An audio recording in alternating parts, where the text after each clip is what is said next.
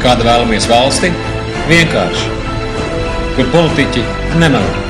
Balsot par ZZS, Šlesera reformu partiju un citām partijām, kuras pēdējo gadu gaitā ir pierādījušas, ka melo, būtu tas pats, kas spēlēt koncertus fonogrammas. Es to nekad nedarītu. Mums ir vajadzīgi politiķi, kuri tic, ka tauta var būt gudra. Mēs esam tik daudz reizi mānīti, ka nu nekāpsim uz tiem pašiem grābekļiem un neticēsim lētiem saukļiem un lētiem solījumiem. Domāsim ar prātu un ar sirdi. Es domāju, ko cer politiķis, kad viņš melā? Laikam uz to, ka mēs nespratīsim. Jau gadiem. Bet es gribētu dzīvot gudrākā valstī. Un ar politiķiem, kuri tic, ka tauta var kļūt gudrāk, jaudīgāk un attīstītāk. Esmu reklāmas speciālists un es ļoti labi pārzinu mehānismus, kā ar melīgu reklāmu var mūs manipulēt. Ļoti negribētos valdībā cilvēks, kurš neuzskata mūs par gudriem esam.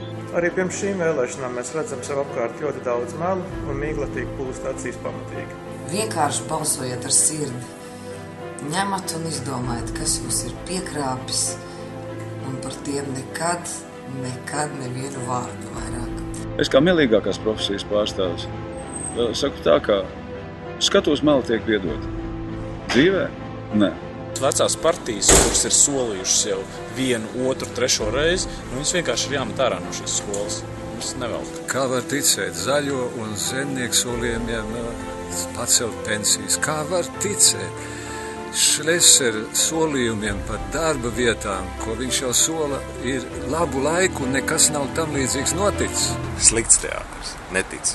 Publika ir mainījusies. Tā būs. ZZS, Šlesera, SC attieksme aiziet vēsturē, jo mums ir sapnis par gudru valsti, kur politiķi nemelo, jo tauta saprot. 17. septembris balsojam par gudrāku valsti.